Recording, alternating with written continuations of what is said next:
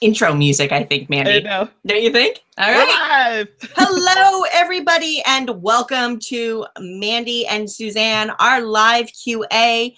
Thank you so much for joining us tonight. Apologies for running a little bit late. It has been a comedy of errors. Is that what they call it? Or I think just so.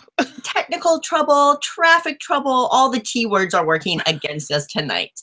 But none of that matters now because we're here with you and so happy to be here. I know. Reading the chat, it's very entertaining. Like the chat's already done. They're like, oh, QA, whatever. You don't need Who us. cares if they show up? We're having so much fun without them. And hey, that's what we are glad to see. So we had a really good response the last time we did a Q&A, and we had a great active chat, and it kind of seemed like there were more questions left to be asked and answered. So we wanted to do another one. So hello. Yes. Hello to everyone. And hello. Thank you, everyone, for joining us again. And thank you for pushing us to do another one. We weren't sure. So we are here to answer your questions, talk about the cruise coming up. I'm so excited. Yeah. Oh, God, I'm so unready for it, though. And in the chat, I can see somebody's asking about pie, and I did not get pie. I had wanted to, but traffic on the way home was so bad. I'm like, no, that's my pie time out the window. So Seattle traffic ruined my chances for pie. So I hope somebody out there has some delicious pie, because I have to live vicariously through you.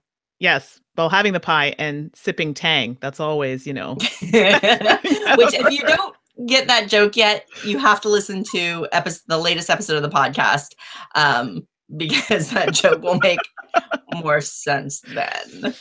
Yeah. We'll go with that. But feel free to jump in the chat with any questions. We'll do our best. Sometimes it scrolls a little faster than we can keep up with. So forgiveness if we don't get your question. And if you put like big, bold question in the front, it kind of helps it catch our eye sometimes. So feel free to do that. I see a couple popping up there. Oh, Jordan Vaughn, sugar cream pie is the best. Had some for breakfast yesterday. Oh, yeah. Oh, that sounds delicious. I don't know. But I actually do. I know, right? I'm just hungry. But I see Jerry has a question. Hello, Jerry. Unlike Tom, Dice Tower isn't our full-time job. That would be correct. We have other full-time jobs and we do this part-time. Do you have to burn a lot of vacation to go to Essen and Dice Tower cruise and such? Yes. I actually officially have no more vacation. My vacation's been planned out according to all the cons and events that we go to. So yeah, I'm actually tapped out. What about you, Suzanne? I do as well. So you're right, we're not paid for it. It's an honor and privilege to be able to go. Don't get me wrong, but it definitely uses up my vacation time, and it just works out. I have a job where I've got a fair amount of PTO and stuff like that, and there's really very few other ways I can imagine wanting to use that time off. So I get to hang out with Mandy and the guys, and it's play games, so it's definitely worth it. It's pretty good. Oh, I see something for you in there. Oh, I can't even keep up. Like, I'm already behind. I'm right in there. So you are so good. This is from Marion. I have a question for the Queen of Pie Town. That's got to be you. Oh, that might be me. I just saw pie in you, honey. Yeah. I need to teach it to my board game group tomorrow. I've only read the rules through. Do you have any advice? Some rule people mess up consistently. Oh, well, I screwed one up. I did fix it, but when the pies go on the board, they have to go straight to the bottom. What we were doing was they were coming on top, and then as other ones came on top, they would push the other ones down, which is right. But they actually should be going straight to the bottom, which was something I had missed in the first one because I had been taught the game. And I should have gone back and checked the rules, but I was in a bit of a hurry. So that is the big one that people tend to miss. And the spy action is another one. So when you spy on someone in the orchard, you need to have, your die needs to be larger than that die. And the difference between the two is how many fruits you can spy on of their secret recipe. But you also get to do the other action as well. So that's in the orchard and the selling pies action. Those are the two areas of the board where you can use the spy action. So I hope that question was for me because I answered it. Oh, I've only played the game once. You've played it like a gabillion more times, and you've taught it like a billion times at PAX. Yeah. So at this point, if I don't know it, there's a problem. But so I would trust you. I defer to all things Mandy on Pie Town for sure. Okay, well, here's one. And actually, this would be a good one for you from Brant. What was the most overlooked game of 2017? Oh, are you kidding me? I can't even. I know. That's you. Zoink. I figured you'd be like more on the ball than I am.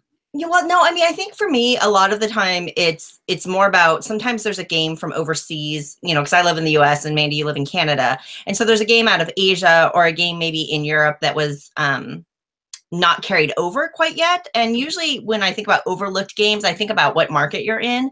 And so Right. that's kind of where my brain goes. I don't know if I've had a chance to think about it that way. I'm really sorry. I wish I had a better answer. If you want to talk about like a little hidden gem, I kind of feel like CV Pocket was a little treat that I wasn't expecting to enjoy as much as I did. And it was like €10 at SN, and I'm pretty sure Passport's bringing it over to North America. So that's the best I can do. I'll have to think on that one for sure. Yeah, that was a tough one to kind of think of right away, like overlooked, because I don't know if this was 2017. I haven't played it, but a lot of people talked about Pandemic Iberia. I think Oh, that's the really? one. A lot of people said it didn't get a lot of hype, but it was quite good. I haven't played it, but this is what other people had told me. So if I think of something, I'm going to come back to this question. Okay, yeah, we'll come back. We're We're going to come back to that one. So Jerry Sue jumped in. Nope, that is, it's you scrolling. Daniel is there. It was saying, any recommendations for young children's games for Christmas or for any holiday? Ooh. And as some of you may know, I have an 8-year-old daughter and a 5-year-old son, and they both love games, thankfully. And, I think games for kids really is age dependent, but more importantly, kid dependent, because every child is different. How they deal with competition, winning, losing, all that, complexity is very individual. So you have to kind of feel out your own kid. I will say this, a lot of times when people ask about games for young children, they'll say Animal Upon Animal. Now, don't get me wrong, I am a big Animal Upon Animal fan, but for very young children, dexterity is actually challenging because they don't have the fine motor control. So while I think Animal Upon Animal is great for like the 5-year-old and up set, I actually think for younger kids, it's a little dicey, or Rhino Hero or any of those awesome dexterity games. But if you're looking for a simple dexterity game that's great for young kids, there's a game called Zitternix, Zitternix. It's also a hobby game, and it's kind of a variation on pickup sticks. Wait now. Yeah. Really? I love pickup sticks. I'm really good at pickup sticks. You might be really good at Zitternix. You get 3 different color sticks, red, yellow, blue, and they're different thicknesses. And you put them all together and you put a ring and you kind of twist the bundle of sticks so it self-supports itself. And then you just pull sticks out. So you're not trying to balance things. You're trying to smartly pull out sticks. Super simple. It's actually really fun to play as a family. We played it a ton when my children were younger. So if you look for a simple dexterity game for younger kids, that would be my recommendation, is Zitternix. Otherwise, Monza. Even the youngest kids that can tell colors, as long as they can tell colors and maybe do some basic counting, Monza's amazing for younger kids. Yeah, no, it's a good. I mean, you'd be the best person to ask that question, because I mean, I don't have kids. I don't generally play a lot of kids games unless we're looking at them for the podcast. But I know anytime for work, I always keep a copy of Rhino Hero or something in my little desk at work when the supervisor brings kids in. But they're older. They're a little bit older. So even if they don't get the game, they just like stacking stuff and putting the Rhino on it. So I'm like, that's okay. They're having fun.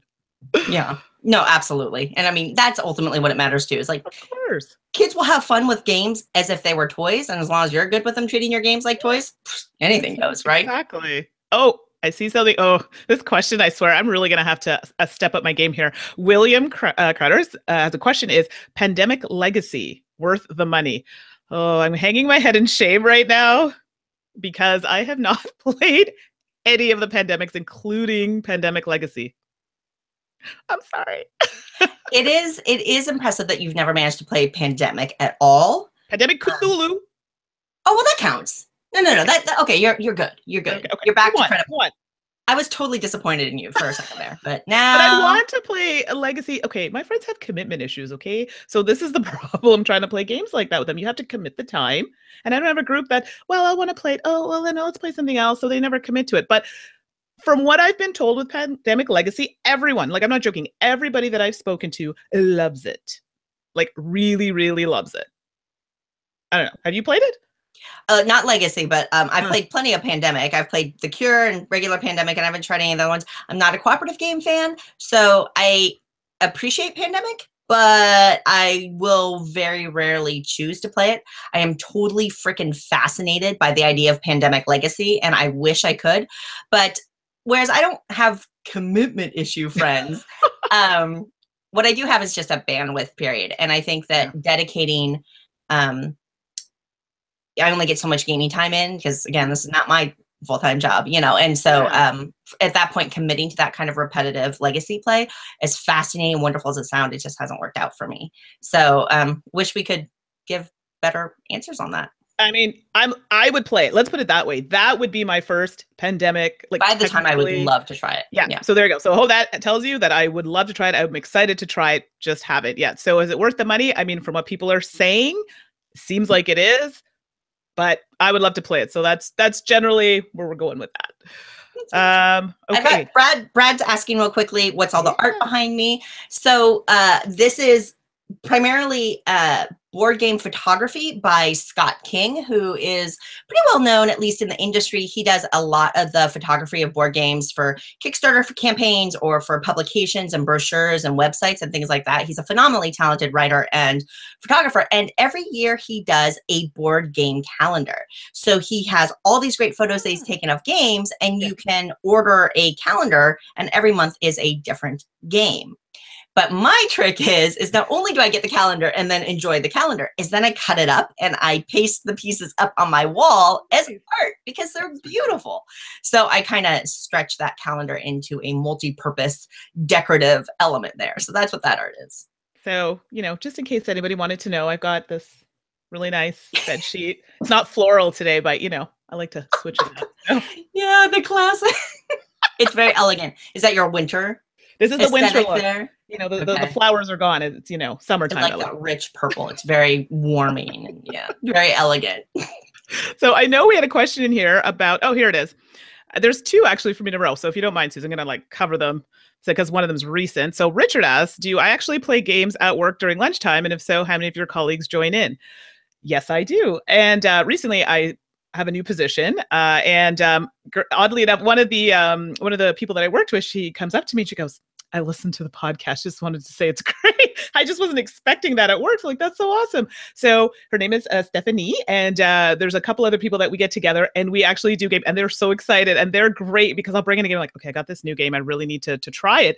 They're like, yeah, great. Let's bring it. Let's play it lunchtime. And it's so much fun. And it's a great way to get the group together. So yes, we absolutely play games. There are a lot of gamers at my, like every morning we have a little chat about, you know, some, you know, RPGs. I know, not even lunchtime related stuff, but just games in general. It is so much fun and the people are so excited about it. That makes me excited, you know? So I really, really like that. What about you? Do you play games at lunch, Suze? Not at all. I wish we did. I did have a work gaming group though, and we'll usually play after work, but we only get together like once a month or so. Yeah. And phenomenally fun. And it's really, really cool that I have gamers at work. Yeah. But lunchtime games would just be such a lovely break. I'm kind of envious. It's fun. Not even gonna lie. I'm trying to get the boss in there, but I'm working my way. So, and the next question was by Juggling Mike. Have you ever gone to any cons in Quebec? Mais oui, bien sûr. And if so, any favorites? Well, I'm kind of partial to one that's kind of close to home. So it's in Gatineau and it's Ludo Utue. And I know my friend Christian was helping run that this year. And it was actually just last weekend. We had a great time. It's always, they treat us really well. Get to meet lots of fun people. That's the main one that I've been to in Quebec. I'm looking forward to doing more Canadian cons, especially ones in Quebec. It's une bonne opportunité pour moi de pratiquer mon français. So for those of you who speak French, you'll understand it's basically just a good opportunity for me to practice my French. I know, right? I only use it at work, but I thought I'd throw it out for this stream. That is gorgeous. Well done, you. Oh, goodness. Oh, Beth is in the chat. Hello, Beth. Hello, so Beth's the best. Hi, Beth. Beth has a new kitty cat. It's so cute. And I'm also envious of that cute little kitty cat. Let's see here. Brant Sanderson saying that they taught and demoed Alien Artifacts, a bunch of PAX Unplugged, how we tried it. I played Alien Artifacts in super proto form over a year ago, and I know they've evolved the game a lot. When I played it, I really, really liked it, but I know they've changed it a lot. So we'll see if they changed the things I liked or kept them or whatever. I've got a copy on pre-order with cool stuff, so we'll see what happens. So I have it. There's a copy sitting You on my have, very. how did you? Yeah, jealous. It's not for mine to keep it. So it's one of the on my other channel. One of the bloggers had requested it and asked me to send it to him. So I have it and told me able to send it to him. So, but I haven't played it yet. It's sitting on my stack of games that I need to play. I'm trying to work my way through. It's one that I would really like to play because I've heard really good things about it. But I'm thinking maybe on the cruise. Maybe. I'm in. If we have them, I'm totally. Oh, sorry. Like, you're like, I'm absolutely in. Yeah, I'm pretty excited for the cruise, and you know, it's a very small number of people that can go on the cruise, so I always feel a little vaguely like privilege guilt that I get to go, but I'm so excited for the cruise because I feel like it's just going to be a ton of casual gaming with really fun people and a buffet. So basically ideal, right?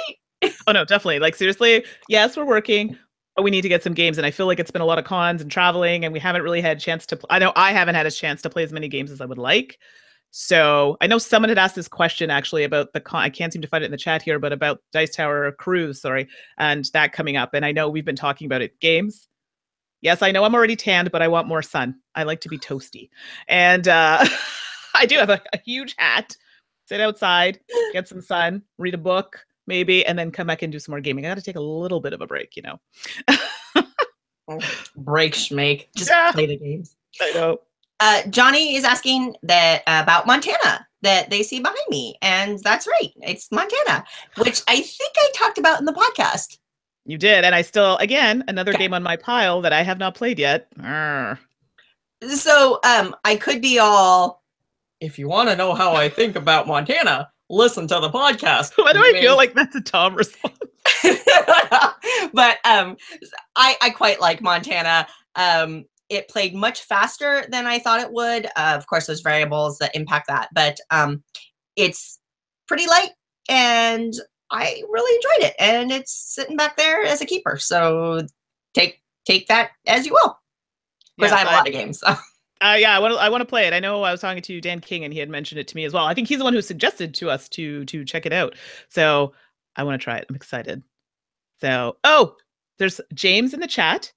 He says we met at PAX. Oh, thank you. You're very nice. Plax. I'm sorry. It's been a long day. And yes, heads up on the Hero Realms. I really enjoyed it. I really enjoyed the campaign, which we did teach and play on the Dice Tower. And it was really good. I really enjoyed it. So there you go, James. Let me know how you end up liking it. So. Angrok49 is saying, I'm a first-time hopeful designer. That's awesome. And not yet in the board game enthusiast community. Do you have tips on how to get your friends and family excited about playtesting? Bonjour from France. Yeah. So I think you should answer in English, though, at least for my benefit. Well, so hold on, wait. I was reading as you were talking about that, so we got the tail end. Sorry, go ahead. So basically, Angrok is an aspiring designer and wants to know how to get friends and family excited about playtesting, which can be tough because you're not talking about just getting friends and family involved in game night. You're talking about playtesting. So the same game again and again, questions, comments, and let's face it, maybe your designs are rougher around the edges and need more work and that kind of thing. Bribery, you know, like pizza and food, or, you know, whatever snacks they delight. I mean, try to make it a really pleasant experience for them. You know, it is definitely one of the easiest ways you can do, but identify who in your family really enjoys doing it and kind of lean on them a little bit more. Don't try to force anybody, even if you need an extra head count or whatever. It's just not worth it if they're not enjoying that process, because playtesting is a different experience for sure. But I'd also encourage you, I know it's tough for a lot of reasons, but to go beyond your friends and family for playtesting and search out playtest groups. At least here in the Seattle, Washington area, there are a couple of amazing little social communities of game designers that support each other, and they play test each other's games and give really honest feedback. They support each other when they're fundraising for them and things like that. And they all understand the process, and it's really an exchange that way because you have designer on designer there.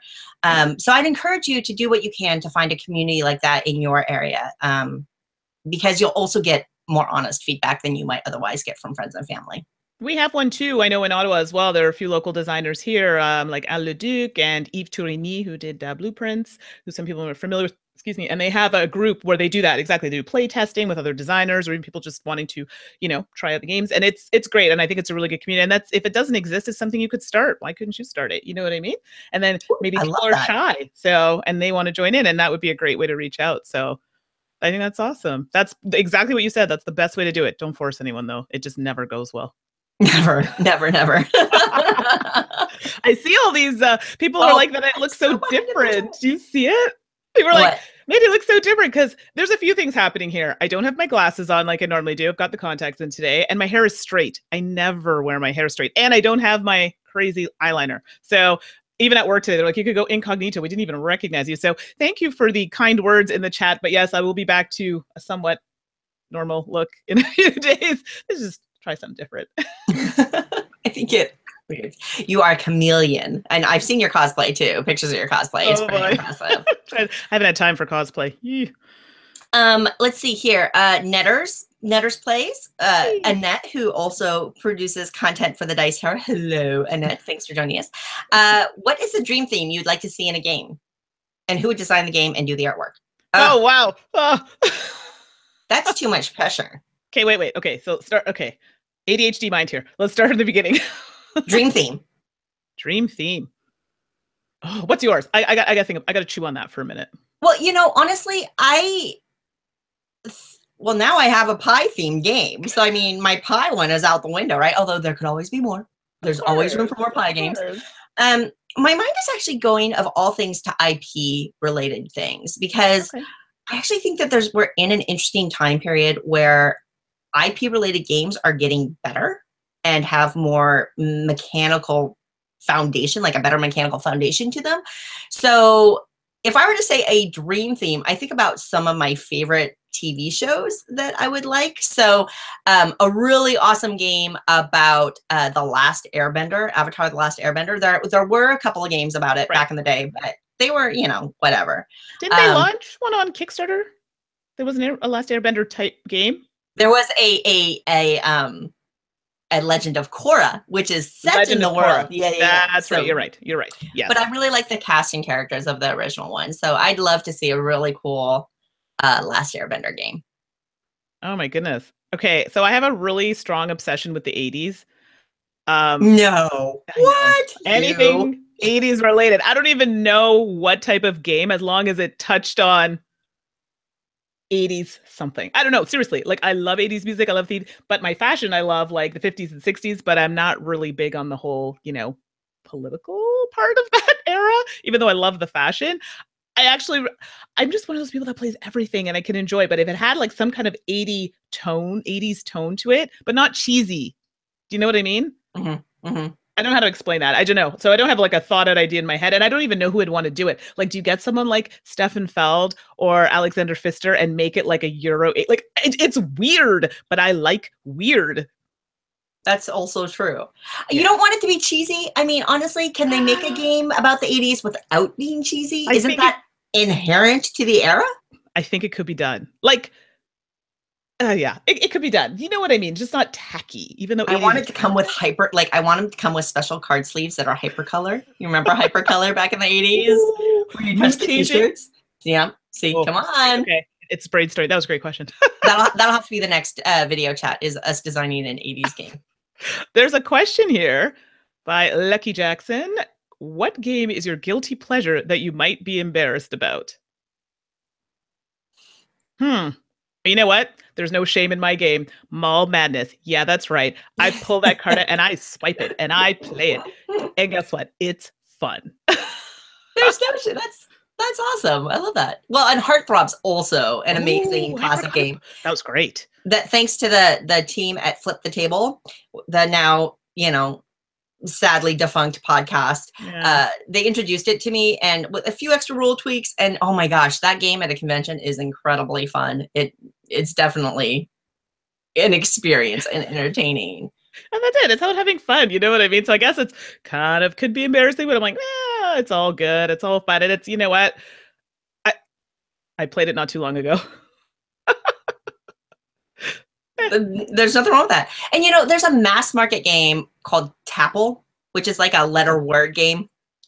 You buy it at Kmart or Target or Walmart or whatever. And it's like this ring with plastic letters on it. And you're just passing this thing around and you're trying to pick a topic and you have to say a word that starts with that letter. So maybe it's types of cheese and you'd say cheddar and then click down the C. And then the next person has to say Gouda and then they click down the G. So all these letters are being clicked down and then it like narrows it and makes it harder. It's a silly little party word game that's dirt cheap. And I think it's a ton of fun. Like anyway, so Tapple's a good. And I still play Catchphrase from time to time. That was fun. Catchphrase is great too. I love it. Fun. It was great. It's all digital now. Got all fancy. I'm like, okay, I still have the one where you like click the little circle thing to go to the next word. Nice. Yeah, that's right. Old school. Totally. Let's see. Carl Fenner. Is that the same Carl from Common the game publisher? Carl's asking a question about games for 8-year-olds. And so a little up level the age, 8 gets really interesting because 8 and 9 is where I feel like kids are really making the transition into being able to play any game. I mean, maybe not Terra Mystica, but you never know. I know people that have 8-year-olds that play Terra Mystica. So I would typically look at an 8 and 9-year-old and think anything in the theoretical gateway territory. So a Carcassonne or a Ticket to Ride are really easy picks there. Forbidden Island or Forbidden Desert are great there, especially if they like Pandemic, if they like those types of games. Mice and Mystics often appeals to kids because it's story-based and it's really fun if you play it with a kid to like go through that campaign. You've got the great minis and the great storyline there. And then, cooperative games in general. Again, I don't want to overstroke here, but I mean, I think that a lot of kids like cooperative games because especially if you're playing with them, it feels like I think kids feel like they're engaging with their parents and having a shared experience and they really like that. So, and I mean, also with that like Crokinole. Oh yeah, that's great. Pitch car. Let's do it, right? Then it starts getting uber competitive at that age. Yeah. And then there's your typical games like, like Takenoko, King of Tokyo. Oh, great ones. Oh, gosh, you know what I mean? Those are fun.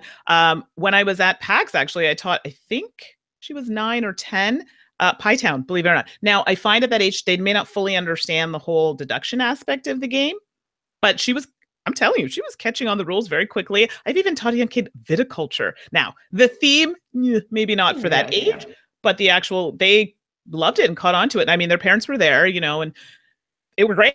They did a great job. They didn't need my help whatsoever. I was like, okay, go ahead. You do you. So they did. No, they were doing a great job. So I'm not saying you have to go that route, but there are games like that, depending on, how your child can adapt to these types of games, they can play. So it's great. Karen Cleveland is actually mentioning Pick a Pig and Pick a Dog are really popular for her 6 to 9-year-olds, which I love. I own all of that series. I totally find it enchanting and charming. And I really actually agree with that. I think it's a great recommendation. We'll add though, I find it interesting. We have a couple of games in our house and the Pick a Series is a good example of it where there's a speed element involved. And I do find that my 8-year-old will always beat my 5-year-old at anything that deals with speed. She's a little bit older and, she clicks on some of those rules. She just spots whatever she needs to spot faster. And so there can be frustration there too. So sometimes we'll slow her down. And so we'll let her brother get like a 3-count head start and things like that too. But the Pick a Series is great for kids and also good for me because I also lose it. So they love beating me. Of course, kids love. I'm telling you, when I was at PAX, I don't remember his name. Oh, he was the cutest thing ever. But man, was he ever cutthroat? He's like, "Daddy gets to lose a turd." Oh yeah, I'm like, what? He was loving it. It was great. It was Dragon Sword. I think that's a really good point. Is that a lot of times, like even I was saying, like a cooperative game is nice for kids, but I think a lot of us forget that the games that some of us grew up with in the mass market, they're mean. Oh yeah, like Monopoly and Parcheesi and all the there's a lot of take that in those games and a lot of conflict or confrontation, even if it's an abstract board game. Yeah. And kids are fine with it, right? So never underestimate that for sure. I think it's a great point. No, absolutely. Oh, Kabuki Kid. Hello. Question. Okay, what are your favorite video games, non-board game related? I picked this one because so I have an Xbox One. It has dust on it because I've been so busy. I haven't been able to play it. I am still working through Arkham Knight, which I really, really like. And I've really finally gotten used to driving that horrific Batmobile. It is so difficult to maneuver. Anyway, I digress. So right now, loving it, really want to finish it. I know a lot of people are really into more like exploration type games, which I just haven't had a chance to try because I've been so busy, but I like the kind of dark, but I like Batman, so I'm instantly drawn to it. And Mortal Kombat, but that just brings me back. That's why. So that's what I have right now, but I think I'm selling the Xbox. Sorry. If you're not playing it. No, You it's need not an getting Xbox One anyway, right? The 360 is like ancient at this point. I know, right? There's a new one, I think, One X or something. Yeah, Xbox One. That's what I was saying. You need to Yeah. you need to upgrade your system. Yeah, well, or not. We'll see. Maybe I'll get inspired and have time. I doubt it. And I actually really still to this day like Halo. I enjoy first-person shooters, and when I play with friends, I really, really enjoy them. So that's a good one. And then I've always enjoyed like all the Nintendo, you know, Mario games and things like that. And I don't think my kids can hear me. I got them a Nintendo.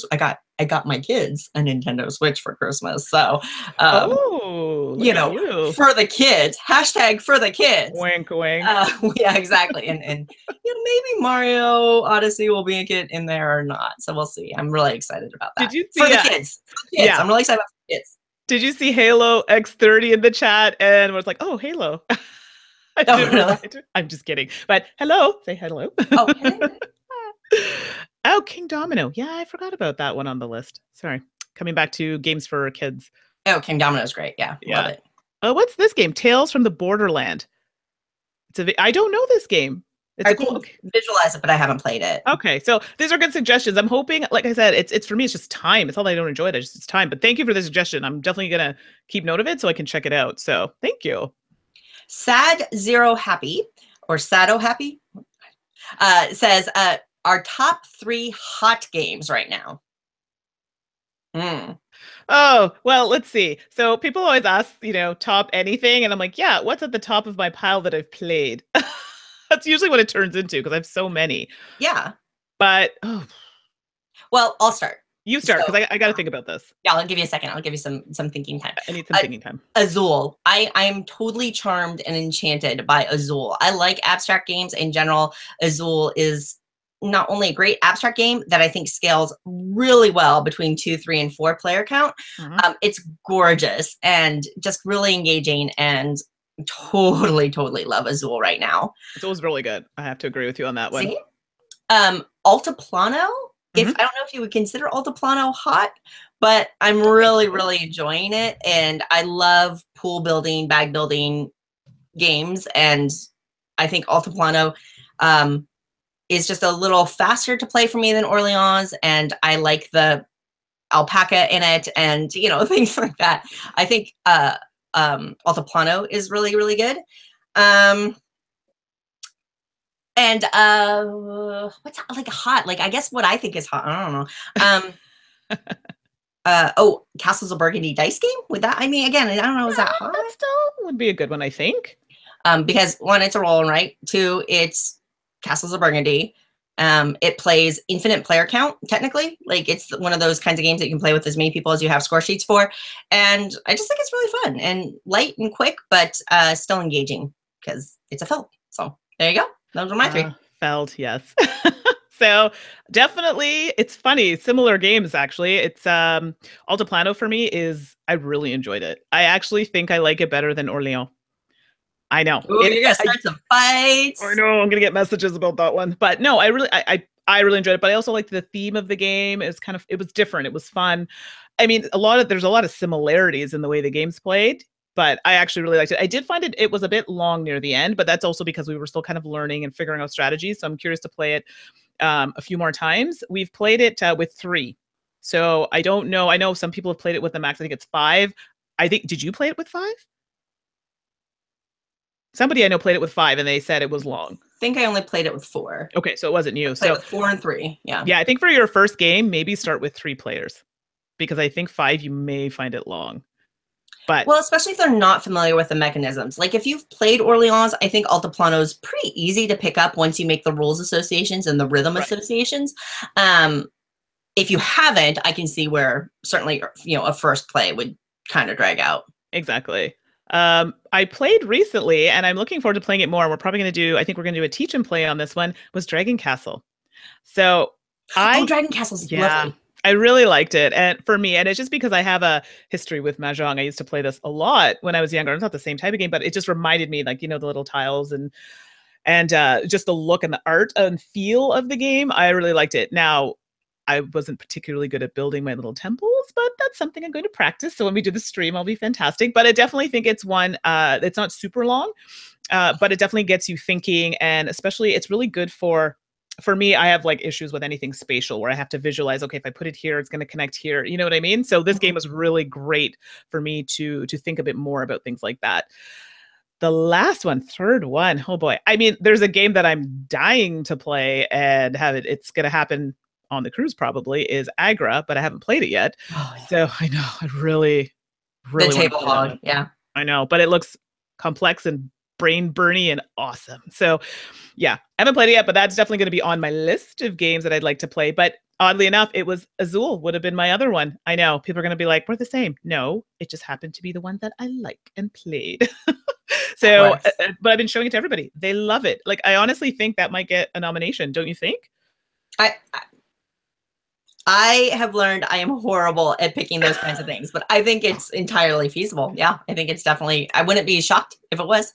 Yeah, I definitely think so. But I mean, when we do our next Q&A, let's revisit this question. We're going to do another one? Of course, we're doing another one. Well, I'm doing another one. I don't know about you. Fair enough. But then that way, at least we've gone through that whole pile of games, because right now we have so many games to play from Essen and we just haven't had the time. And the cruise, I'm not joking, games we are playing. So if you're on the cruise, outside with the sun hat. Sure. I got to get a little tan on and then back to games. Okay. So I had a question. Sorry, quick. Derek, yes, I'm from Ottawa. Best place to game. And I think my friend Michael, who does the Teach and Plays with me, answered the Loft. So there you go. The Loft is a great place for gaming in Ottawa. Yeah. It's actually an actual gaming store, or is that just a cool place to game? No, it's gaming, and they've got 2 floors and you can eat. There's food. The owners they're very knowledgeable there about the games, and they have a good selection actually. And I've been there. I've done an interview there for CBC and some other things. So they have a nice space, a nice area, nice people, good food. It's great. I saw a question. Oh, sorry, go ahead. Sorry, no, I was going to say, I think it's video games. Oh, and Michael just said that there's video games on the first floor. Nice. That's cool that they're kind of mixing it, actually. Yeah. Mara asks, our friend from Germany who we met when we were at Essen, hi Mara, is asking, where do you find the best written long and thorough interviews with people from the industry? It's an interesting question. I actually don't, I used to consume more written board game content than I do now. So I wish I had a great answer for this. I will say a couple of the blogs that I really enjoy reading still for, analog game specific things are Cardboard Republic and the Daily Worker Placement. And I think both of them produce consistently high quality, content overall, well-written, great photographs, insightful articles, and things like that. Now, whether or not they have a lot of specifically designer interviews that are deep and thorough, I actually couldn't comment on that. But just from a written content point of view, those are 2 that kind of are basically first in mind for me. Yeah. So we also have, I have a friend, the Gentleman Blogger, and he does a lot of interviews with designers on the blog for To Die For Games, which is another channel that I work on.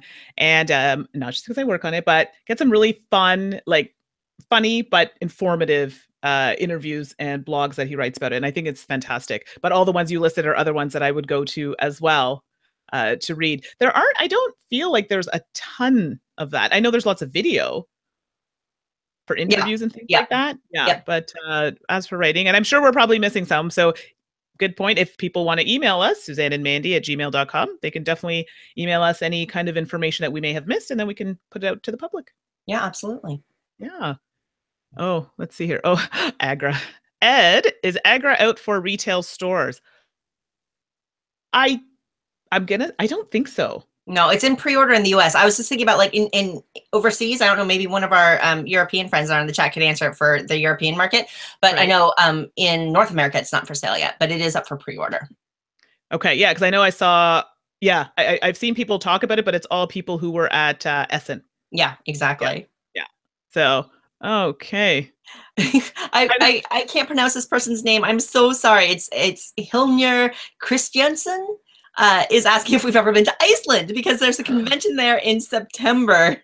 If we're interested. Iceland. Do you know who I love from Iceland? Come on. She's a singer. Are you guys in York? I can see where you would really.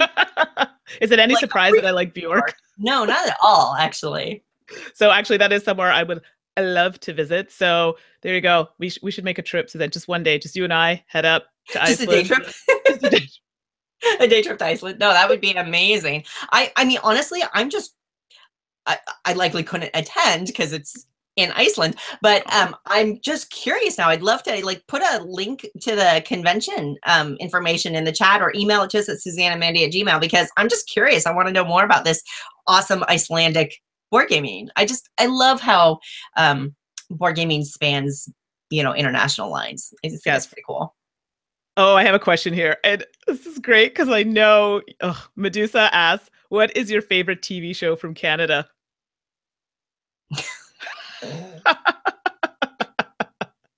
Talk about a leading question. Oh my goodness. So Suzanne. Well, for me, I mean, I don't know many Canadian shows, but I can tell you growing up, I watched a lot of Degrassi Junior High. So that's the best show. As far as I know, between that and Kids in the Hall, there is no other Canadian television. So Kids in the Hall was fantastic. And okay, I told Suzanne, I had to tell her this because it's funny. I was like, yeah, I used to watch The Littlest Hobo. She looks at me, what?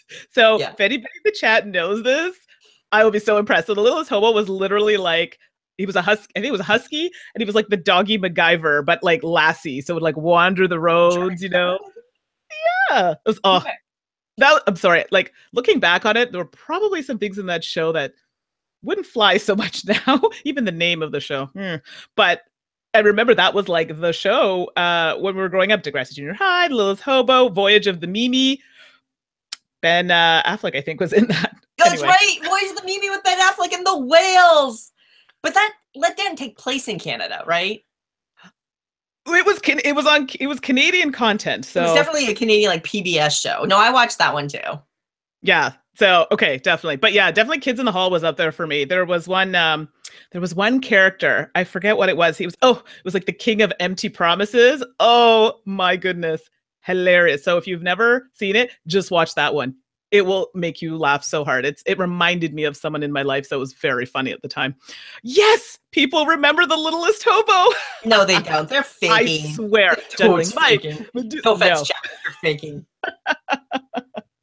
Now I'm going to get the theme song in everyone's head, by the way, so I'll have to post that. Oh, Suzanne, there's a good question here for you. I have to admit, I am lost in the chat. So what's the question? I got diverted. Curling night in Canada. Curling is awesome to watch. P.S. Monster X150. Suzanne, what's the latest scoop on Fireball Island? Put you on the spot there. Wait a minute. Wait, I watch. Everyone wants to know. The latest on Fireball Island is that it's a game that Restoration Games is going to restore and release a new and improved version into the world in 2018, if all goes according to plan. I can tell you that the team takes the word bigger and better very seriously. And that honestly, they're Rob Davio and J.R. Honeycutt, they're working very, very hard to not just for us not just have this beautiful showpiece on the table, but also for it to have actual fun gameplay. I mean, we're not making Caverna the volcano game, but definitely working very hard to improve the gameplay. But it's gonna be pretty cool. And I hope I don't get in trouble for everything I just said. So let's move on, shall we? Hey, that's as much as you've told me. So I'm finding this all out with everyone else. So I'm just high on the fun of the chat. That's all. No, the questions are awesome. Like I'm having some childhood flashbacks. We're getting some potentially inside scoop. This is great. I see a question, Mandi and Suzanne, from Halo X30. Do you have any games that you love, but they don't get to the table very often, and why? Oh, I'm gonna say it, and I swear this is gonna come up. It would be Caverna, and no, Oh. not because it's lost. I do have a new copy. I really like it, but I don't know if it's just because there's so many other games that I have to play, like for reviews and things like that. But it's one that I don't get to the table very often. It's actually one of my favorite games. It's just it does take up time, and everybody wants to play, the newest, better, latest, greatest thing. So yeah. Yeah, I get that. And I mean, similarly, in no way is this a bad thing, but I mean, certainly, as we're doing the podcast and board game content, trying to constantly get new games to talk about is just part of our world now. So getting favorites to the tables actually can be pretty challenging. For me personally, Fields of Arla is one of my all-time, and ironically, another UVA game, right? Mhm. Really, Kalis is technically my favorite game of all time, but Fields of Arla is number 2. I adore it. It's a 2-player game, and I find it's a little bit harder for me to get 2-player games to the table as well, especially one that's kind of big and takes a little bit longer to play. So that's one that I deeply adore and wish I could get it to the table more often. So maybe you can teach that one to me on the cruise. I haven't played it yet, so it's definitely one that I'd like to play. So I have all these games I need you to teach me. I'm like, teach me this one, teach me this one. We're not gonna have time to do anything else. That sounds awesome. I'm totally there for that. Let's do it. Oh, Netters plays. Oh, you finally played Caverna. Yes, yes, yes. And she loved it. I'm so happy. That makes me happy when people love a game that I suggest. I always feel bad if it's bad, like they don't love it. I'm like, I'm sorry. But so that makes me super happy. So. I actually really, for reals, I feel awful when I get feedback that someone's like, oh, I tried that game because you recommended it and it fell flat for us. And then I feel really bad about that. Oh, yeah. Actually, the one game that fell flat for me, I know this wasn't a question, but Cosmic Encounters. Oh, well, Cosmic is there are a lot of variables in a game of Cosmic, right? That go beyond even just the mechanics of the game. So I'm going to leave it at that because I'm sure going to have hate mail after that. No, I think even fans of Cosmic would understand that, right? Because it just didn't work for our group. Like it just didn't go over well. Like I was really pushing it though. I was really trying. Let's get some attack, and I could just tell the group was having none of it. So I'm like, okay, there's $70 some odd down the drain. So it's not called Cosmic Love Fest, people. It's Cosmic Encounter. Those encounters are meant to, come out. Yeah. So no, that was short-lived. All right. Brian is asking, in a game with unique player powers, would you choose based on power or thematic reason, like art or character or whatever? Okay, I'm always a theme person. I know it's horrible, but instantly the theme draws me in. Now, I get more angry if it's bad after I find that the theme is so engaging, but that's just my point of view. What about you, Suze? I'll probably be more mechanics based. So I try to give myself whatever edge. I am awful. I mean, I love playing games, but I am technically quite bad at playing games. And I lose at least like 75% of the time. Oh, me too.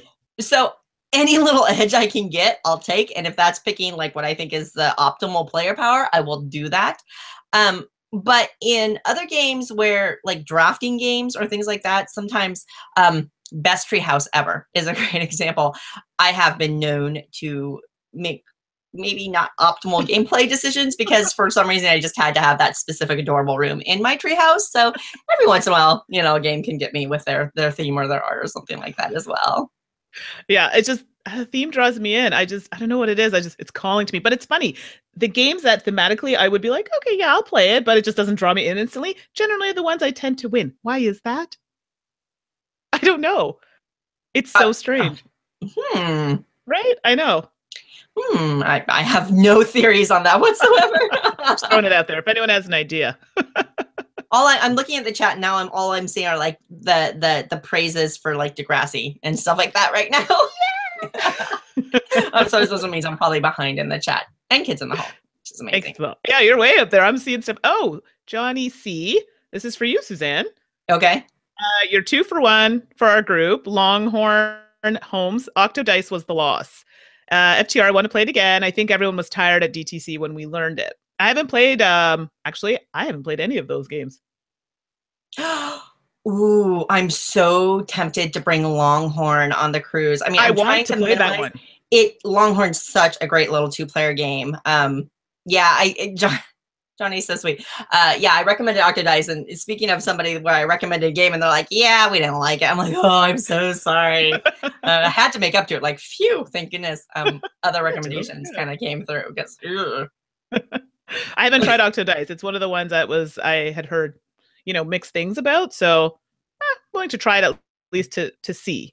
yeah, it's okay. Johnny's wrong. Octodice is this super fun rolling, right? I mean, it's okay. I mean, everybody has the right to be wrong once in a while. Johnny, this is just Johnny's time to be wrong. No bigs. No bigs. We still love you, Johnny. Oh, no. Let's see here. Moving right along. Oh, gosh. What's this here? Here we go. This is a good question. Fred asks, you both seem really positive. If you play a game and hate it, do you just make a point to never mention that game if possible? So, if you haven't noticed already, I'm relatively vocal. If I don't like a game, yeah, I won't be like, I hate it, but I'll be like, this game, I wasn't particular for this game. And yes, actually, no, you're right. And then I just never talk about it again. And if someone brings it to the table, I'm thinking of one in mind because there's a popular game that I just don't like. And I have friends who want to play it. And I'm just like, ooh, I want to play a game. I just don't want to play that game. Yeah. So. No, I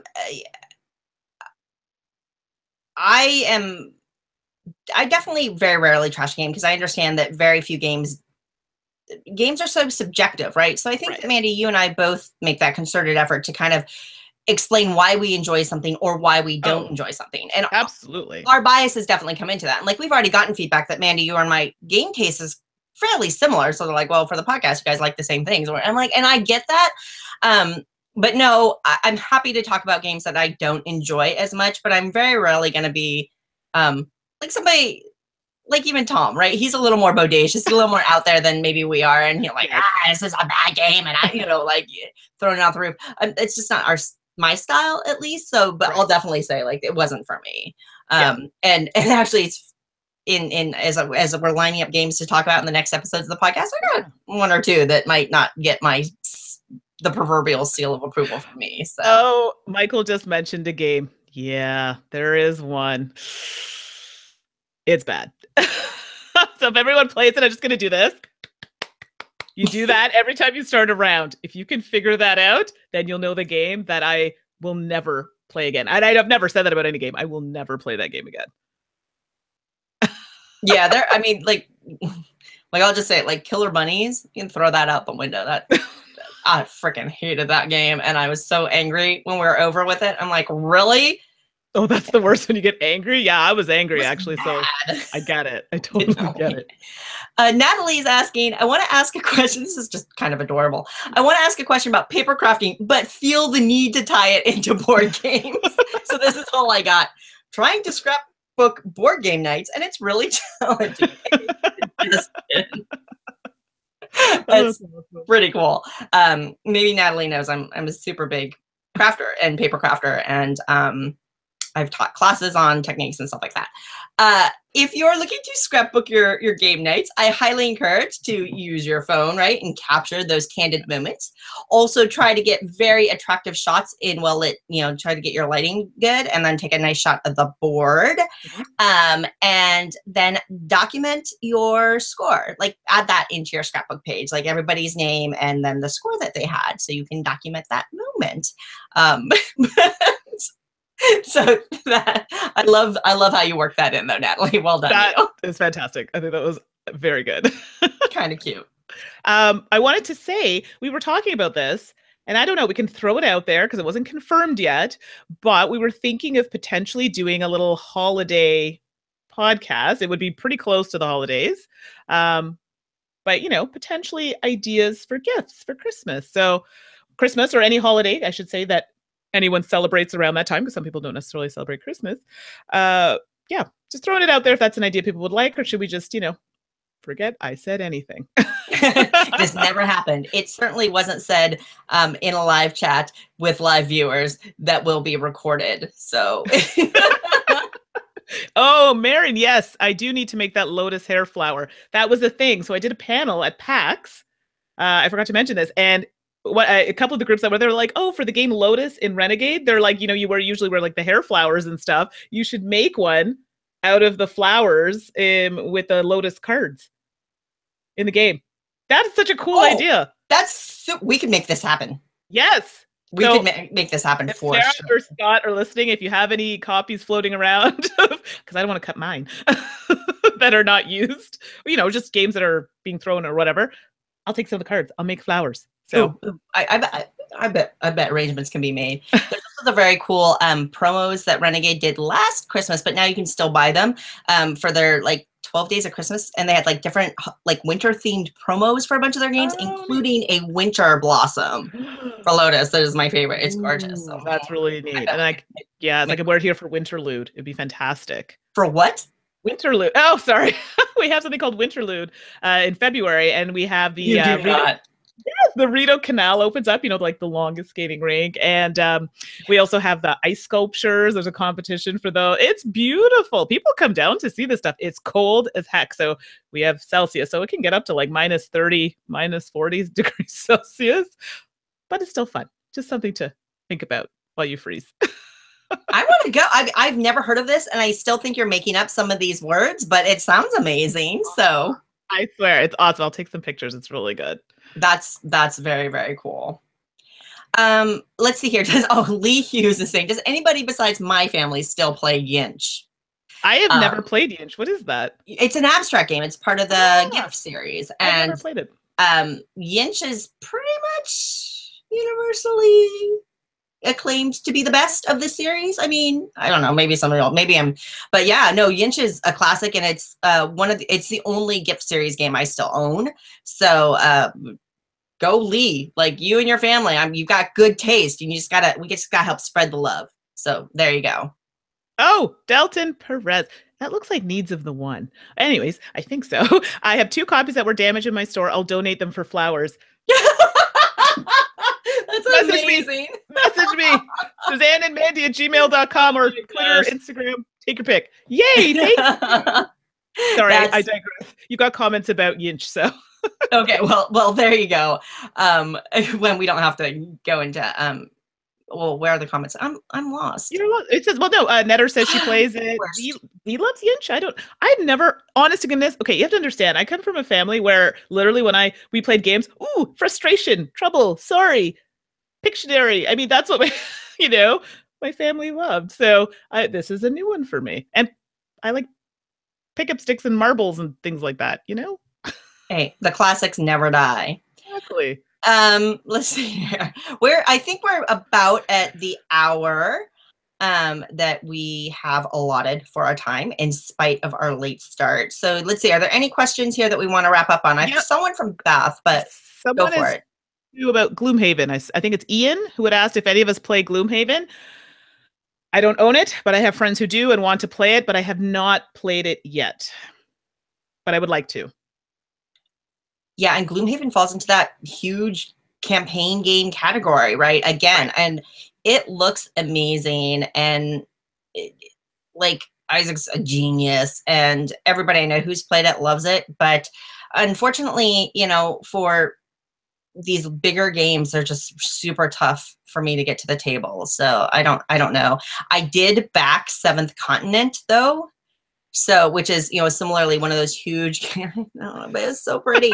And it just looked, I just couldn't resist. It was all cards and anyway. So I'm going to have to find a way to make it work. I didn't get that one. I have a friend who owns it. I'm trying to slowly not spend as much on that. So I'm going to play some friends and see, but it's the time commitment really, because we don't do a lot of this, like the podcasting stuff, it's part-time, and then we have a full-time jobs, and you've got kids. It's hard to fit it in, but yes, I would really like to play Gloomhaven. So just throwing it out there. And there you go. I did see one last question maybe we can finish off on. Frosty Fire. Any new mechanics or twists on mechanics from games you've played this year that you feel are noteworthy? The silence is the thinking. Can you hear? I know, Mike. Can you hear the gears working. grinding? Right? It's like, oh my gosh. And you know what's funny is I'm freaking out. Can you tell me I'm freaking out? Because the answer is yes. And I remember I've had a couple of experiences this year. I'm like, oh, they did that. That's so cool that they combined it. And now I can't remember. I mean, obviously, Battlefold has a very unique mechanism with the folding cloth, but that's not even it. I think that there was a drafting game. Yeah, go for it. Coldwater Crown. It's not complicated. Yeah. It's fairly straightforward, but I loved the fact with the tokens, how, you place it on the board depending on the number you put up will depend on how many actions you get. And then you take one off the board, not the one you placed. And you also get to take an action again, dependent on the number that's showing on the disc. It's simple, but can I tell you, I just thought it was it's something that's existed, but it was creative in the way they use it now. I was also attracted to the theme of fishing. I thought that was fantastic, but I really liked the way it was used in the game. Very straightforward, but fun. So for me, that was one that I really enjoyed. Okay, that's awesome.